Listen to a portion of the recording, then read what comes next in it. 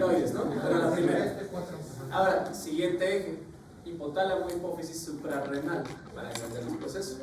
CRH, ¿qué era RH? Hormona liberadora. CRH es hormona liberadora de corticotropina. ¿Se entiende? Actúa en donde la adenohipófisis. Las células que tienen receptores se llaman corticotropas, del 15 al 20% del total. Se pintan oscuros, son basófilas. ¿Sí entendemos? Estas liberan la siguiente hormona, que es la ACTH como tal, que es la hormona adrenocorticotrópica. Y la ACTH, ¿dónde actúa? En la suprarrenal, en la corteza. ¿Sí se entendió? Esta va a liberar cortisol.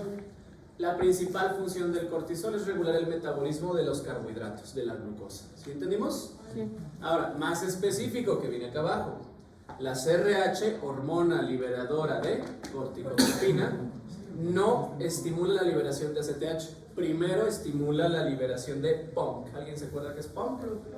Propiomelanocortina, exactamente. La propiomelanocortina se rompe y ahí sí libera ahora sí la ACTH. ¿Qué más libera? Encefalinas, endorfinas, neurotrofina y hormona estimulante de melanocitos. Pues de nuevo, la CRH estimula primero liberación de propiomelanocortina y después se rompe y libera ACTH. ¿Se entendió? Sería el eje hipotálamo suprarrenal. Hipotálamo, hipófisis suprarrenal. Siguiente.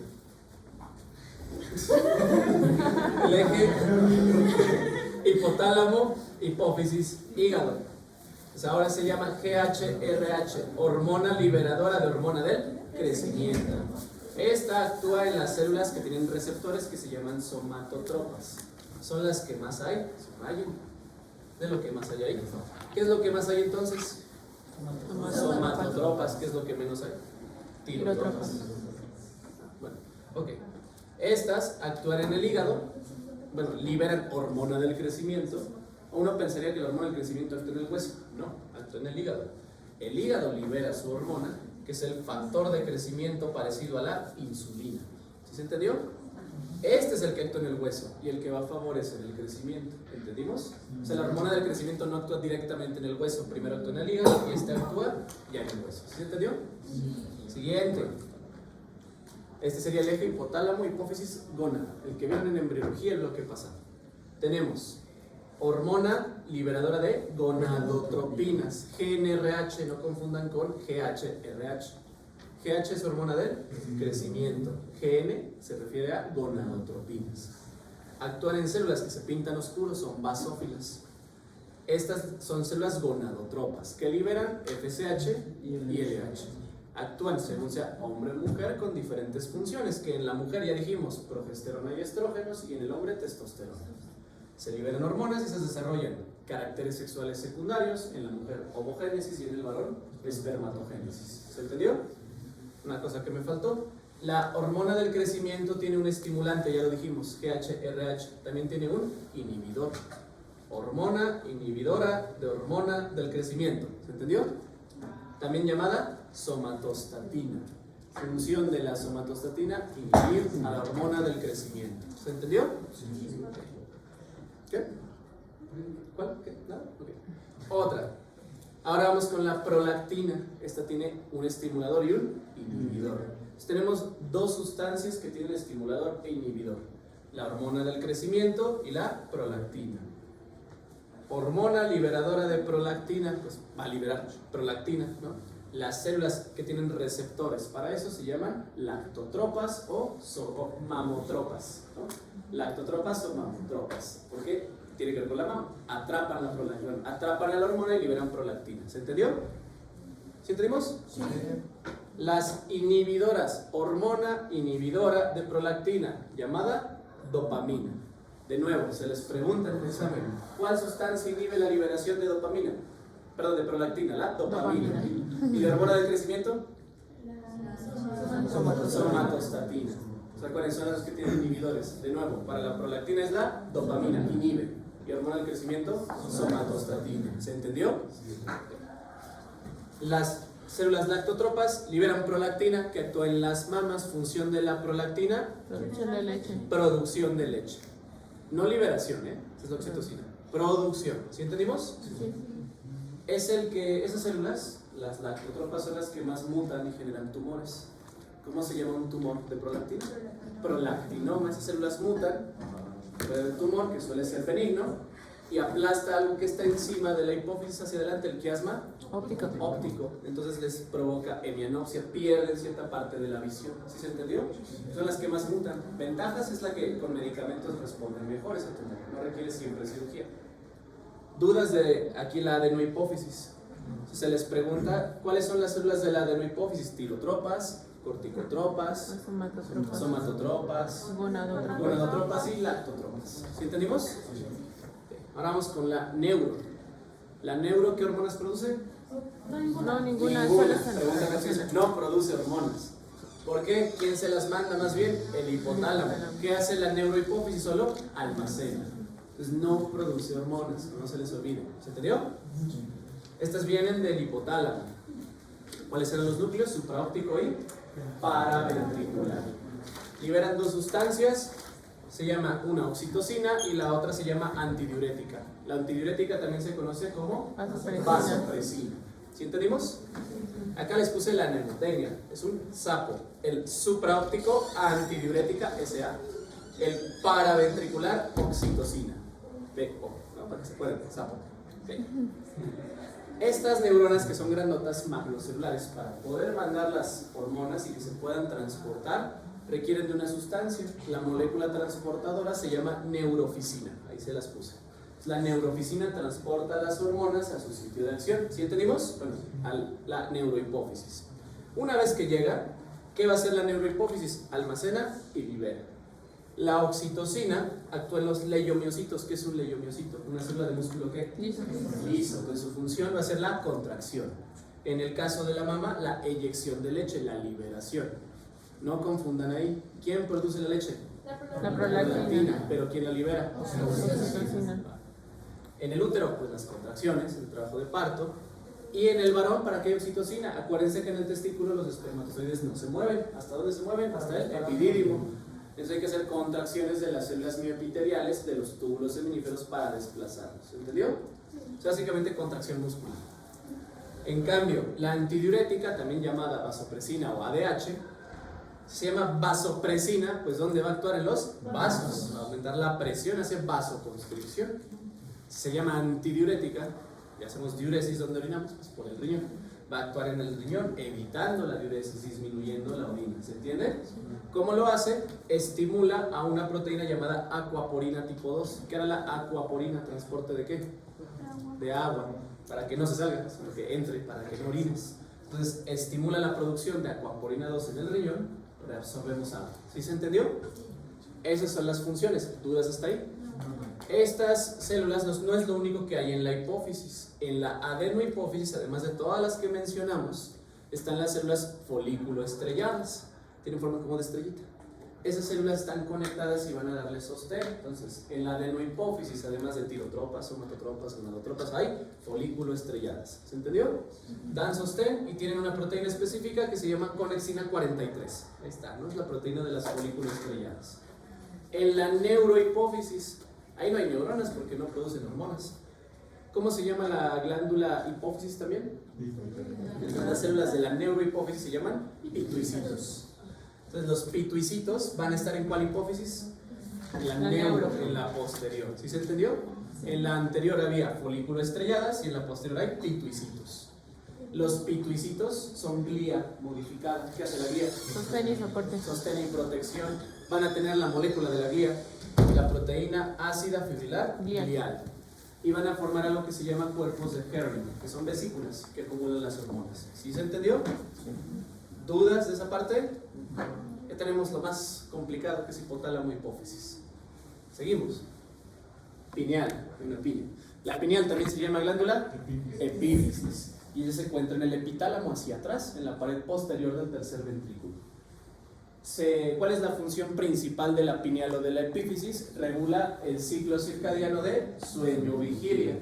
La luz entra por la retina y manda el estímulo por unos axones. Se llama tracto retino-hipotalámico para neuronato. Se entra la información y lo manda al hipotálamo y de ahí viaja a la epífisis. ¿Se entendió? Se llama pineal porque parece una piña, una cosa chiquitita, pesa de 100 a 200 miligramos, o sea, nada. Y esa glándula tiene dos tipos de células. Si es la glándula pineal, ¿cómo se llamarán las células? Pinealocitos. Y también tiene a las células intersticiales, que también son glía. La mayoría va a ser pinealocito. Y el pinealocito va a producir la hormona del sueño, la melatonina. ¿Qué dijimos hace rato? ¿Qué aminoácido se requiere? Triptófano. ¿Se entendió? ¿Sí? Es muy común que ya desde los 15, 20 años la pineal se empieza a llenar de calcio, se calcifica. Se ha demostrado que es la precipitación de calcio y de fosfatos, el mismo metabolismo. ¿Cómo se ve el calcio en un estudio de imagen, radiografía, tomografía? ¿Cómo se ve? Blanco. Entonces, exactamente. Bueno, si, depende de qué hablemos. Si es resonancia, tomografía o radiografía. Hiperintenso, hiperecogénico, blanco. Bueno, la glándula pineal, si ustedes le toman una imagen a un paciente, ¿no?, del encéfalo y ven el puntito blanco ahí en medio, es la pineal. Te orienta, te sirve como un mapa para identificar las estructuras. No es patológico, es normal. ¿Sí se entendió hasta ahí? Digo, eso es todo realmente la pineal. ¿Dudas? No. Lo padre, tiroides. Prepárense, ¿están listos? ¿Cómo que no? ¿La tiroides dónde está? ¿Qué es esto? ¿Esto qué es? Con que me digan el cuello, digo, ya, váyanse. Anterior a la... Va. Está entre varios. Si ustedes palpan a lo que le dicen la manzana, no se dan, ¿qué es esto? ¿Cómo se llama? No, cartílago tiroides. El cartílago tiroides es este de arriba, cartílago, ¿eh? Si bajamos tantito, ahora sí, palpamos el cartílago cricoides, que es más como un anillo, el único anillo completo, ¿se entiende? Si bajamos tenemos la tráquea. ¿Sí se entendió? Enfrente del cartílago cricoides y la tráquea está la glándula tiroides. No confundan, la manzana de Adán es el cartílago tiroides. Abajo está la glándula tiroides. No confundan. ¿Se entendió? La tiroides, o sea, hay que especificar. La manzana no es de Adán, la parte que se palpa, eso es cartílago. Se llama así cartílago tiroides. La glándula es la glándula tiroides. Ahorita estamos hablando de la glándula, no del cartílago, ¿va? Y esa glándula que la estudiamos, dos lóbulos, derecho e izquierdo, y en medio un istmo, que es lo que los va a unir. ¿Se entiende? Hay personas, que es una variante anatómica, tienen un tercer lóbulo arriba, lóbulo piramidal. ¿Por qué hay que conocerlo? Porque puede, en una cirugía puede dañarse, puede haber riesgo de sangrado, hemorragia. La tiroides viene del endodermo, y también lo van a ver en embriología. Imaginen donde está la lengua, justo donde empieza la lengua atrás, de ahí sale la tiroides, va por la lengua, nos tragamos la tiroides y bajó, y se acomoda. Entonces imaginen que la tiroides va descendiendo, ella ve un tallito que le iba bajando, ¿se entiende? Si ese tallito no desaparece, se forma el lóbulo piramidal. ¿Sí entendimos? Ese tallo se llama conducto tirogloso. Tiro por tiroides, gloso por lengua, porque de ahí venía. ¿Sí se entendió? ¿Tenemos? Entonces, si no desaparece totalmente el conducto tirogloso, tenemos un lóbulo extra, que es el lóbulo ¿qué? Piramidal. La tiroides está irrigada por arterias tiroidea inferior, tiroidea superior y a veces una tiroidea ima. A ver, bloque de cabeza y cuello. Tiroidea inferior, ¿de dónde sale? Ya no se acuerdan. La arteria tiroidea inferior, ¿rama de quién? No. Del tronco tirocervical. Y el tronco tirocervical es rama de la subclavia en su primera función. No, dijiste mal. No dijiste el tronco tirocervical. Tiroidea superior es rama de quién? ¿Tiroidea superior rama de quién? Solo estén anotando. ¿No tiroidea superior rama de quién? No, güey. De la carótida externa. Y a veces en el 10% de la población hay una tiroidea chiquita, mínima, pero como da floja decir mínima, le dicen tiroidea ima, es chiquitita, y va hacia abajo, en medio. ¿De quién es rama la tiroidea ima? Del tronco brachiocefálico. Estas son las tres arterias principales. Las venas son venas tiroideas superiores, tiroideas medias, tiroideas inferiores. Las arterias teníamos superiores, inferiores e ima. Venas superiores, medias, inferiores. ¿Entendió? Tiene mucha sangre la tiroides y eso es importante para su función. Por atrás tiene unas 4 bolitas muy pequeñas que son glándulas paratiroides. ¿Sí entendimos? Están realmente más hacia el polo inferior. Ahora, vean acá, es importante porque hacen mucho bolas con esto. Las células de la tiroides se llaman foliculares y parafoliculares. ¿Sí queda claro? Las parafoliculares también se llaman células C, porque producen calcitonina. ¿Sí entendimos? Las foliculares producen T3 y T4. ¿Se entendió? No confundan a las células parafoliculares con la paratiroides. Eso es otra cosa, muy distinto. ¿Sí entendimos? Sí. La paratormona no se produce aquí, es otra glándula. ¿Qué producen las parafoliculares? Calcitonina. ¿A qué le suena la calcitonina? ¿Qué calcio? Función de la calcitonina, disminuir el calcio en la sangre. ¿Sí se entendió? Okay. Me interesa más ahorita las foliculares. Si tomamos a la tiroides, va a estar hecha, imaginen, como de muchos chocolates Ferrero Rocher y muchas bolitas. Y cada una de esas esferas se llama folículo. Si yo agarro ese folículo y lo parto, me doy cuenta que por dentro tiene su relleno de líquido que se llama coloide. Entonces, ¿qué hay adentro de un folículo? Coloide. Las células que lo están formando es un epitelio cúbico simple. Entonces, ¿cuál es el epitelio de la tiroides? Su epitelio folicular cúbico simple. Y por dentro, ¿qué líquido? ¿Cómo se llama? Coloide. Siempre lo ponen así como círculos. No son círculos, son esferas, ¿no? Acuérdense. ¿Se entiende hasta ahí? Si yo le doy más aumento, solo quiero ver aquí dos células para entender la disposición. Hacia adentro está el coloide. ¿Sí se entendió? Afuera hay sangre. Y esta parte sí mucha atención porque es de lo complicado. Vamos a ver qué ocurre y cómo se forman las hormonas tiroideas. Para empezar, yo requiero dos cosas: tiroglobulina y yodo. ¿Se entiende hasta ahí? Por eso el yodo, para que funcione la tiroides, como la gente no consumía yodo, lo pusieron en donde, que es un índice en la sal de mesa. La sal de mar no tiene, la sal del Himalaya menos, ¿no? Entonces, si solo viven de sal del Himalaya, les va a dar hipotiroidismo, ¿no? Y van a gastar mucho dinero. Pero bueno, en las circulaciones, en los vasos sanguíneos, hay tipos de capilares, que eso también es de anatomía. Los de la tiroides son fenestrados, tienen ventanitas, agujeritos. ¿Okay? Por ahí primero, a ver, vamos a entender los pasos. Entra el yodo, pero no es yodo, tiene carga, entonces decimos yoduro. ¿Se entendió? El yoduro ingresa a la célula folicular. ¿Sí entendemos hasta ahí? Para ingresar requiere de una proteína, se abrevia NIS, que es ese es de simporte. ¿Qué era un simporte? A ver, generalidades de histología. ¿Qué era un simporte? Solo va en una dirección. Que van en la misma dirección. ¿Qué otro nombre tenía el simporte? Uniporte. No. No, Cotransporte. Entonces, el NIS es el cotransportador o simporte de sodio y yoduro. En español, para que entre la célula el yoduro, ¿qué más va a entrar? Sodio. Entran juntos. ¿Sí entendimos? A esto se le llama, en esta célula, membrana o parte basal. Lo que está hacia el coloide es la parte apical. Se les pregunta, ¿qué proteína transportadora está en la membrana basal para el transporte de yodo o yoduro? El NIS, el simporte o transportador de sodio, yoduro. ¿Se entendió? Ese yoduro viaja ¿a qué membrana? Esta era la basal, la otra es la apical. Hay que mandarlo al coloide. Requiere de una proteína llamada pendrina. La pendrina, entonces, ¿cuál es su función? Yoduro. ¿De dónde a dónde? No, de la basal, de la célula folicular del citoplasma a la apical. Porque ya está dentro. Para la membrana basal que usaste, NIS. Ya está dentro de la célula. Entonces, de la célula al coloide, en la membrana apical, ¿qué proteína? Pendrina. ¿Sí se entendió? La pendrina está en tres lugares: tiroides, oído interno, o sea, el laberinto membranoso, y riñón. Hay algo que se llama síndrome de Pendred. Son personas que tienen una mutación en la pendrina. Entonces, ¿qué les va a fallar? La tiroides, ¿qué van a tener?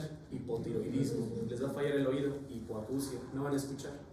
¿Dónde más les dije? Riñón. Van a tener enfermedad renal desde el nacimiento. ¿Sí se entendió? Porque se regula la concentración e intercambio de sustancias, sobre todo del yoduro. ¿Dudas hasta ahí? Ya mandamos yoduro, ¿de dónde a dónde? De la sangre a la célula y de la célula al coloide. Cuando llega allá tenemos una enzima, se abrevia como TPO, que es la peroxidasa tiroidea. Peroxidasa, ¿qué le hará el yoduro? Lo oxida y ahora se convierte en yodo. ¿Qué significa? Que le quitamos la carga. ¿Sí se entendió? Entonces acá ya se pasa de yoduro a yodo. ¿Quién lo hace? La peroxidasa tiroidea. ¿Sí entendimos? Ya tengo un componente, yodo. ¿Qué me falta? ¿Qué les dije? ¿Cuál era el otro? ¿No? Tiroglobulina. Les dije acá dos cosas para formar hormonas tiroideas: yodo y tiroglobulina. Esa es una proteína, el nombre lo dice. ¿De qué va a estar hecha? de tirosina. ¿Sí se entendió? Lo dijimos al inicio. Son proteínas, pues primero retículo endoplásmico rugoso. Luego, ¿a dónde lo mando? A Golgi, se glucosila y lo mandamos hacia el coloide. ¿Se entendió? Y en el coloide tengo dos cosas: yodo y ¿qué más? Tiroglobulina. ¿Qué hay que hacer ahora? Hay que pegarlas, hay que acoplarlas. ¿Quién se encarga del acoplamiento? La misma enzima que era TPO, peroxidasa tiroidea. Dos funciones de la peroxidasa tiroidea. ¿Cuál fue la primera? Oxida al yoduro y lo convierte en yodo. Segunda función, lo acopla con la tiroglobulina. Entonces, si a la tiroglobulina le pego un yodo, se llama monoyodotironina. ¿Sí se entendió? Si agarro una monoyodo y la pego con otra monoyodo, ¿cuántos yodos tengo ahora? Dos. Tengo una diyodotironina. Si al diyodo, de los yodos, le pego otro, se llama ahora triyodotironina, o sea, T3. Si yo tengo un diyodo y otro diyodo, 2 y 2, 4 forman T4. ¿Sí se entendió? Se van pegando, estamos formando hormonas tiroideas, me interesan nada más dos, T3 y T4. ¿Sí se entendió? Sí. Todo eso ocurre en el coloide y ya tengo las hormonas tiroideas. ¿Sí que padre están allá? ¿Ahora qué hay que hacer? Hay que sacarlas hacia la sangre. Dos formas. Una, que esa es como más rara, se aumenta más en condiciones patológicas. Le ponen como 5T, la vía transepitelial, que es esta de acá. La vía transepitelial no es tan común. ¿Qué ocurre ahí? Agarran las hormonas tiroideas con todo y tiroglobulina, o sea, todo lo pega en una proteína llamada megalina. La megalina es un transportador, agarra todo y lo libera en la sangre. ¿Se entendió? ¿A qué me refiero con todo? A la hormona tiroidea que está pegada a la tiroglobulina. Se libera todo junto. ¿Entendimos? Pero no es la más común. La más común es la otra vía, la vía lisosómica. Viene la hormona tiroidea con la tiroglobulina, la agarra un lisosoma, ¿se entiende? Y el lisosoma, ¿qué hace? Destruye la tiroglobulina para reciclarla. Solo me van a quedar, ¿qué? T3 y T4 y lo va a liberar a la sangre. Repetimos. ¿Cuál de las dos vías es más común? ¿La lisosómica o la transepitelial? Lisosómica. ¿Cuál de las dos libera tiroglobulina a la sangre? La transepitelial. La lisosómica solo libera T3 y T4. No libera la tiroglobulina, o sea, no libera el componente original, solo libera la pura hormona. ¿Se entendió? O sea, la tiroglobulina pega todas las hormonas, las mantiene. Si yo quiero liberar tiroglobulina, uso la transepitelial. Si yo solo quiero liberar T3 y T4, la lisosómica. Y esta es la más común. ¿Sí entendimos? ¿Seguros? Okay. Se libera la sangre. Principio importante, entiendan esto, para todo endocrino, ahorita y en fisio. Las hormonas normalmente se pegan a proteínas de la sangre. La proteína más abundante es la albúmina. Si tú pegas una hormona a una proteína, se inactiva. ¿Sí entendimos? Sí, queda ahí flotando. ¿Para qué la pego a una proteína? Ahí vive más tiempo, no se degrada. Y cuando yo quiera que funcione, se despega y actúa. ¿Entendimos? Entonces, toda hormona que la pego a una proteína, se inactiva. ¿Qué porcentaje de hormonas tiroideas está unida a proteínas? O sea, ¿qué porcentaje de todo lo que libera la sangre está inactivo? ¿Alguien sabe? Más o menos el 99.9%. O sea, si yo liberara todas esas hormonas tiroideas y las activara, nos morimos. Una tormenta tiroidea. El cuerpo no lo tolera. O sea, la tenemos en la sangre inactiva. Solo menos del 1% está activa. Eso es una crisis tiroidea. Puede ser una. O sea, sí, o sea, ese es un tipo de... Y te puede matar. Tener hormonas tiroideas sueltas en la sangre te mata. Solo quieres 1% máximo. Es el que no está, se llama fracción libre, está flotando en la sangre. ¿Entendimos? El 99 lo pegas a proteínas y lo apagas. ¿Se entendió? ¿A qué proteínas? Aquí lo más común, TBG, que es una proteína o globulina de unión a hormonas tiroideas. Es lo que hace la mayoría. Después, la transtirretina, un 20%, y el resto a la albúmina. Es de las pocas hormonas que no se une principalmente a albúmina. Vean, casi el 100% está unido a proteínas. El resto que va a estar libre, es el que va a funcionar. ¿Sí se entendió? Y otra pregunta y clásica, ¿quién es más potente, T3 o T4? T3. La más potente es T3, la más abundante es T4. Entonces, ¿qué produce más la tiroides? T4. Pero porque quiero controlar la función. Solo actúa, o más bien, las dos actúan, pero la más potente, ¿cuál es? T3. Acá les puse T3 es triyodotironina, específicamente 3, 5 triyodotironina. En español, ¿dónde se le está poniendo el yodo? ¿Se entendió? T4, tetrayodotironina. Igual, 3, 3', 5, 5'. Hay una cosa bien rara que se llama T3 reversa. La T3 reversa es inactiva. Cuando yo tengo mucha hormona tiroidea, la apago. ¿Sí se entendió? ¿Qué notan los que estén cerca que alcancen a ver? De diferencia entre T3 y T3 reversa en la fórmula, que es distinto. Ahí las puse en verde. ¿Cuál es la diferencia entre T3 y T3 reversa? O sea, ¿por qué es inactiva la T3? ¿Cuál es la diferencia en la fórmula? Los que alcancen a ver. Ah, yo ahí lo puse mal, sorry. No me dice. Ahí lo puse igual. Aquí no me dice. Agréguenlo. Entonces la 5 es prima. No, la 5 es prima. Más bien, son dos primas. 3 es 3 prima, 5 prima. Ven y no me dicen. Pues ahora lo saben. La diferencia es que la T3 le ponen el yodo en otra posición, lo cambian. En lugar de ponerlo en la posición 5, lo ponen en la posición 5'. ¿Sí se entendió? Sí. Eso hace, si cambias el yodo a un ladito, se apaga la hormona. ¿Sí? Y eso nos protege. Se les pregunta, hormona más abundante, T4, más potente. ¿Y la inactiva? Reversa. ¿Se entendió? Si nosotros vemos cómo actúa, no sé, ya lo libera la sangre, ya anda ahí el 1% flotando. ¿Cómo actúa? Literalmente hace todo, se pega a todo. Por eso es regulación del metabolismo. Aumenta la frecuencia cardíaca, regula la presión arterial, regula el metabolismo de lípidos, regula todas las demás hormonas, o sea, hace todo. En todos los órganos periféricos, tenemos otras enzimas ahí pegadas que se llaman desyodasas o desyodinasas. ¿Qué hará una desyodasa? Quitar, ¿qué hay que desyodar? Quitar yodos.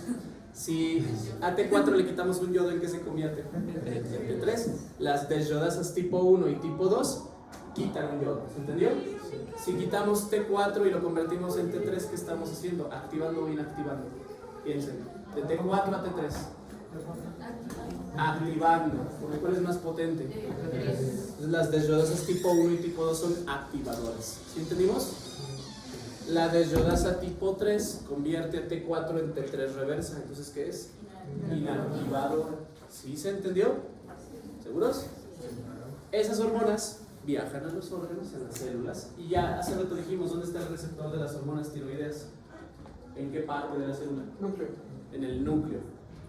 La T3 es la más potente porque no solo actúa en el núcleo, también actúa en la mitocondria, produciendo más que ATP, más energía. La T4 solo actúa en el núcleo y es más lenta. ¿Sí entendimos? Hay sitios específicos donde hay receptores, aquí les puse algunos. MST8, MST10 o ATP son receptores en sistema nervioso. Yo quiero que las hormonas tiroideas atraviesen la barrera hematoencefálica, estimulan al sistema nervioso. ¿Sí se entendió? En pacientes que nacen sin tiroides o mal desarrolladas, es muy común, se llama hipotiroidismo congénito. Por eso al nacimiento les hacen pruebas a todos los bebés, un tamizaje. Es la principal causa de discapacidad intelectual prevenible. Si ustedes no lo detectan en las primeras semanas y no le dan tratamiento, va a tener discapacidad intelectual de por vida, ¿no? Y ustedes lo pueden detectar a los 2-3 días con un tamizaje. Porque el cerebro en maduración requiere mucha hormona tiroidea. ¿Sí entendimos hasta ahí? ¿Dudas de tiroides? Una pregunta, ¿cómo funciona el coma mixedematoso? Es que bueno, ahí ya es un exceso. Depende. Si tú no tienes hormonas tiroideas, se altera toda la función cardiovascular y se altera la función neurológica. De hecho, inactivas todo el eje. Y en la función neurológica vas a inactivar sobre todo la formación reticular. En la parte cardiovascular vas a provocar una hipertensión muy severa, aún con hipotiroidismo das una hipertensión muy severa y eso hace que el sistema del cuerpo se apague. Ahora, el mixedema se refiere a que se empieza a acumular tejido conectivo y eso empieza a dañar sobre todo a nivel cardíaco y a nivel cerebral. Son los principales órganos afectados, pero es por eso. Dependerá la causa. O sea, el coma mixedematoso te puede dar por diferentes tipos de alteraciones. ¿En cuál es más común? Según yo, hipotiroidismo. ¿En qué tipo de hipotiroidismo? Hashimoto. ¿Y en el Hashimoto qué ocurre? Es autoinmune. ¿Cuál es el problema? Anticuerpos. ¿Qué hacen esos anticuerpos? Destruyen a si mal no recuerdo, T3. No, a quienes producen. Actúan sobre quién, a quién destruye. O sea, es a la propia tiroides, pero... A la peroxidasa tiroidea, la Ah, TPO. ok. Entonces ya no tienes una reserva de hormonas, no puedes hacer el acoplamiento de hormonas, entonces te cae T3 y T4, la presión se dispara, te da ataques de hipertensión que pueden darte derrames, hay alteración neurológica y la persona entra en coma. Es por eso. Sí. ¿Qué pasa? ¿Cuál sería el estilo de vida que llevar a una persona con una tiroides? Le das manejo hormonal. O sea, el estilo de